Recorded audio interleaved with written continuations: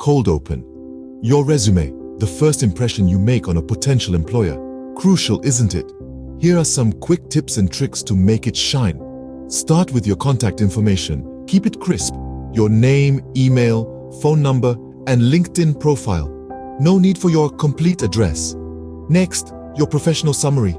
Tailor it to the job you're applying for. Highlight your skills, experience, and what you bring to the table. Then, your work experience. List it in reverse chronological order. Mention your role, the company, and the duration. Add bullet points of your responsibilities and achievements.